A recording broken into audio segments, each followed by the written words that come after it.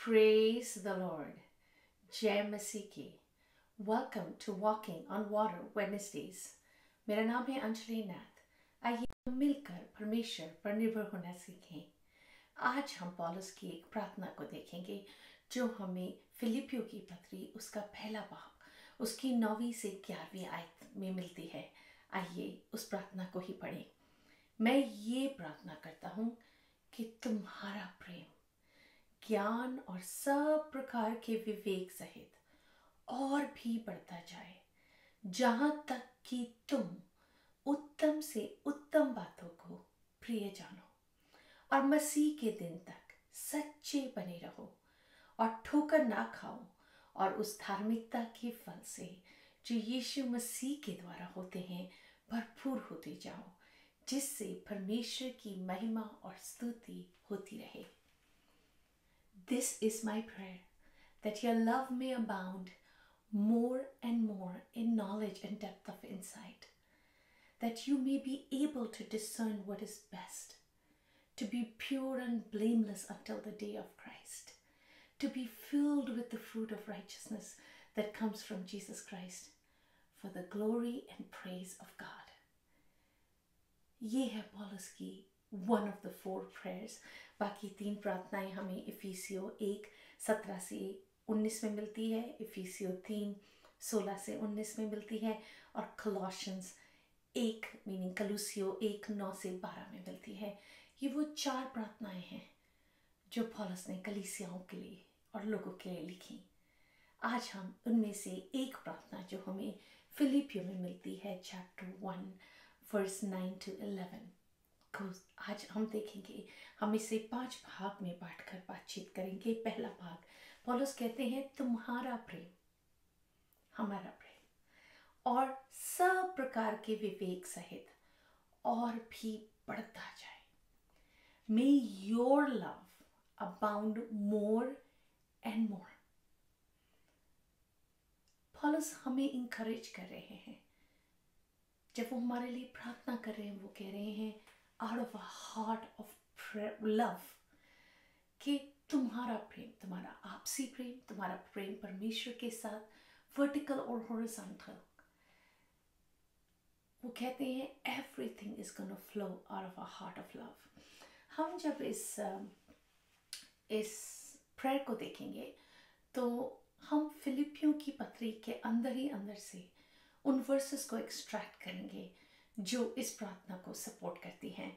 सो जब हम बातचीत करते हैं कि तुम्हारा प्रेम ज्ञान और सब प्रकार के वही विवेक सहित बढ़ता जाए, that your love may abound more and more in knowledge and depth of insight, because जब हम अपने हृदय को प्रेम से खोलते हैं तब परमेश्वर की नॉलेज की बातें, परमेश्वर की गहरी बातें हम समझ पाते हैं। फिलिपियों 2:1 से 4 में लिखा है, अतः यदि मसीह में कुछ शांति और प्रेम से ढाढ़स और आत्मा की सहभागिता और कुछ करुणा और दया है, तो मेरा ये आनंद पूरा करो कि एक मन रहो और एक ही प्रेम, एक ही चित्त और एक ही मनसा रखो। विरोध या झूठी बड़ाई के लिए कुछ ना करो, पर दीनता से एक दूसरे को अपने से अच्छा समझो। हर एक अपने ही हित की नहीं वरन दूसरों की हित की भी चिंता करे। This is love. ऐसे वो फिलिपियों की पत्री में लव को डिस्क्राइब करते हैं। और जब हम ऐसा एक चित्त प्रेम रखेंगे ना अपने हृदय में, तब हम बाइबल के परमेश्वर को, उनकी डेप्थ की बातों को, the knowledge of God will be important into us, because हम उस द्वार को खोल रहे हैं पवित्र आत्मा के लिए कि अब वो हमारे भीतर, हमारे मन में होकर उसके अंदर से हमारी आत्मा के अंदर प्रवेश कर सके उनका शब्द।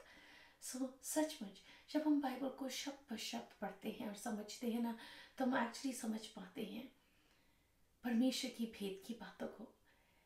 And it is so important कि पहले मैं चैप्टर्स पे चैप्टर्स पढ़ती थी, बाइबल इन 1 ईयर पढ़ती थी, विच वॉज मोर अबाउट कि मैं कैसे बाइबल को जल्दी से पढ़ सकूं, which is nothing wrong about it. But जब मैंने बाइबल को रुक रुक के पढ़ना सीखा ना, शब्द पर शब्द, मैं एक्चुअली परमेश्वर के रेवलेशन से परमेश्वर की बातों को समझ पाती थी कि कैसे वो रेमा शब्द परमेश्वर मेरे को सिखाने की कोशिश कर रहे हैं, और मेरी समझ में बाइबल कहीं और बेहतर आती है। सो जब वो कहते हैं ना, let your love abound more and more in knowledge and depth of insight. Love will lead to a desire for the knowledge of God, will lead to understanding and a depth of knowing God and what His Word says, what His Spirit says, what the works of the Spirit are and God are. तो बहुत ही थोड़ा है जो हम परमेश्वर को कभी समझ सकते हैं अपने ह्यूमन माइंड से, पर दैट डेप्थ ऑफ इनसाइट और वो भेद की बातें हम तब समझ पाएंगे जब हम प्रेम के द्वारा अपने हृदय को खोल पाएंगे। दूसरी बात, यहाँ तक कि तुम उत्तम से उत्तम बातों को प्रिय जानो और ठोकर ना खाओ, that you may be able to discern what is best. फिलिपियो 4 उसकी 8 और 9 में लिखा है, इसलिए हे भाइयों, जो जो बातें सत्य हैं, जो जो बातें आदरणीय हैं, जो जो बातें उचित हैं, और जो जो बातें पवित्र हैं, और जो जो बातें सुहावनी हैं, और जो जो बातें मन भावनी हैं, अर्थात जो भी सद्गुण और प्रशंसा की बातें हैं, उन पर ध्यान लगाया करो। जो बातें तुमने मुझसे सीखी और ग्रहण की और सुनी और मुझ में देखी हैं, उन्हीं का पालन किया करो। तब जो शांति का सोता है तुम्हारे साथ रहेगा। क्यों? ताकि हम इनमें शांति के साथ जी सके। हम क्या डिसर्न करने की कोशिश करते हैं अपने लाइफ में? मैं ऑफ्टन अपने आप को पहले उस सिचुएशन में पाती थी जहाँ मैं परमेश्वर को कहती थी, परमेश्वर आप बताएं मैं क्या करूं। एंड ऐसा नहीं है कि मैं परमेश्वर की आवाज़ नहीं सुन सकती या समझ नहीं सकती कि परमेश्वर मुझे कहाँ लीड करें, पर then there came a time जब परमेश्वर की आत्मा मुझे कहती थी, क्या तू नहीं देखती? क्या तेरी समझ में नहीं आता कि मैं क्या कर रहा हूँ या मैं क्या करने पर हूँ? हम जब हमारे अंदर साउंड माइंड होगा ना, जब हम परमेश्वर की भेद की बातें समझ पाएंगे, जब हमारे पास वो नॉलेज होगी कि ऐसा क्या है, जब ये करने से क्या हम परमेश्वर के लिए द्वार खोल रहे हैं, या जब परमेश्वर इस चीज़ को करके हम सोच रहे हैं परमेश्वर हमारे लिए द्वार खोल रहे हैं, क्या वो हमें परमेश्वर की तरफ लीड करता है या परमेश्वर से दूर लीड करता है? ये सुबुद्धि पौलुस कह रहे हैं, जब हम प्रेम में पाए जाएंगे, परमेश्वर के प्रति प्रेम में, लोगों के प्रति प्रेम में, तब हम वो भेद की बातें, वो नॉलेज जो परमेश्वर के वचन से आती है, परमेश्वर की बातों से आती है, परमेश्वर की पवित्र आत्मा के द्वारा सिखाए, हम वो बातें सीखते हैं।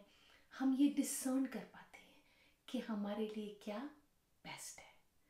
दैट योर लव में अबाउंड मोर एंड मोर, थोड़ा सा प्रेम नहीं, गहरा और गहरा और गहरा, ताकि हम अपने आप के लिए जो बेस्ट है वो डिसर्न कर सकते हैं। तीसरी बात, मसीह के दिन तक सच्चे बने रहो। Be pure and blameless until the day of Christ, our living hope, the second coming of Christ. क्यों हम ये सब कुछ चलते हैं? क्यों हम अपने आप को पवित्र रखते हैं? क्योंकि ये सारी चीज़ें शांति को लीड करती हैं, जॉय को लीड करती हैं। हमारा जॉय परमेश्वर में कंप्लीट हो पाता है, द जॉय, अनस्पीकेबल जॉय। और जब हम शांति के साथ, जॉय के साथ इस जर्नी ऑफ लाइफ को बिताते हैं, हमारी आंखें परमेश्वर के दूसरे आगमन पर फिक्स रहती हैं।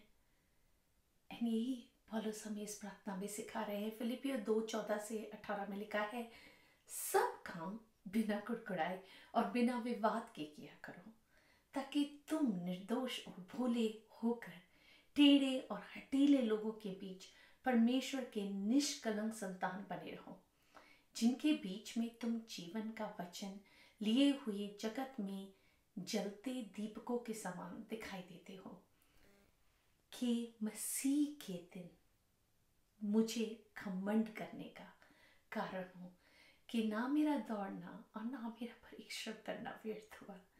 यदि मुझे तुम्हारे विश्वास रूपी बलिदान और सेवा के साथ अपना लहू भी बहाना पड़े तो भी मैं आनंदित हूँ, और तुम सबके साथ आनंद करता हूँ, वैसे ही तुम भी आनंदित हो और मेरे साथ आनंद करो। What depth of love पॉलस इस वर्ष में दिखाते हैं, कि वो कह रहे हैं कि मेरा इतना परिश्रम करना तुम्हारे लिए, तुम्हारे पास आना, तुम्हें सिखाना,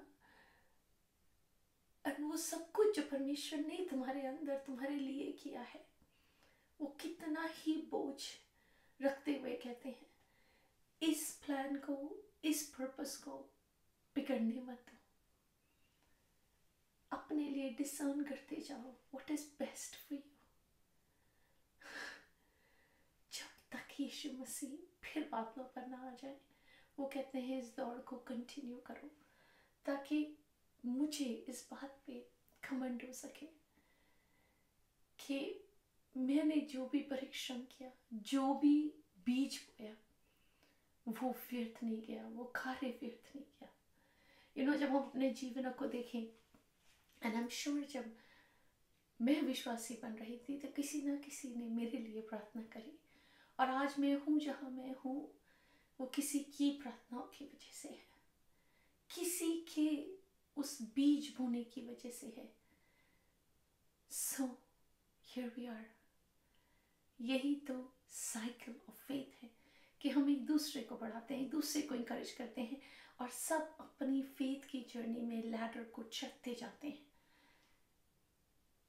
पर सचमुच अगर हम इस प्रार्थना को जस्ट अपने मेमोराइज ही ना करें, पर अपने जीवन में जब प्रार्थना करने का अवसर मिले और समझ ना आए, जैसे हम हे हमारे बाप की प्रार्थना करते हैं, आवर फादर इन हेवन, वैसे क्यों नहीं हम इन प्रार्थनाओं को भी मेमोराइज करें और इनको अपनी प्रार्थनाओं का भाग बनाएं। और कभी जब हम स्टक हो जाते हैं, जैसे हम साम्स 23 बोलते हैं, समझ नहीं आता हम कैसे अपने आप को calm डाउन कर सकें या किन शब्दों में प्रार्थना कर सकें, तो these are amazing prayers in the Bible जो हमारे को दी गई हैं, जिनको हम परमेश्वर का शब्द प्रोक्लेम कर सकते हैं, हम दूसरों के लिए प्रार्थना कर सकते हैं, अपने आप के लिए प्रार्थना कर सकते हैं, इसी को अपनी प्रार्थना बना सकते हैं। तो आइए इन आने वाले हफ्ते में हम इसी चैलेंज को करें, इन वर्सेस को मेमोराइज करने की कोशिश करें, इस प्रार्थना को अपनी प्रार्थना बनाने की कोशिश करें। एंड सचमुच ये प्रेयर्स इतनी फुल हैं कि हम उसकी डेप्थ को पूरी रीति कभी समझ भी नहीं पाएंगे, पर अगर हम उसका एक अंश ही एक्सेप्ट कर सकें और अपने अंदर ग्रहण कर सकें, हमारा जीवन बदल सकता है। सो आइए हम एक साथ इसी प्रार्थना को अपने मन में और मुंह से रिपीट करें। This is my prayer, that your love may abound more and more in knowledge and depth of insight. Yes, God, help us. Help us, God, to know you, to understand you, to love you.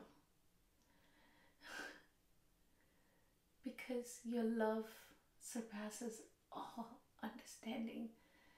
And खुदावन प्रेम वो power है आज के समय में, जिससे खुदावन हम लोगों तक रीच कर सकते हैं, और हमें वो ही प्रेम की आप पावर से भरे, that our love may abound more and more in knowledge and depth of insight, that we may be able to discern what is best and stay pure and blameless until the day of Christ, filled with the fruit of righteousness that comes through Jesus Christ for the glory and praise of God. So होने दे खुदावंदा, ये प्रार्थना पौलुस की खुदावंद हमारे जीवन में, हमारी आत्मा में, हमारे मन में घर कर सके और हमारी अपनी प्रार्थना बन सके। हर चीज को, हर बात को आपके हाथों में सौंपते हुए यीशु मसीह के नाम से ही मांगती हूँ, सुन और दया से ग्रहण करें। आमीन। God bless you. Stay blessed. Stay safe.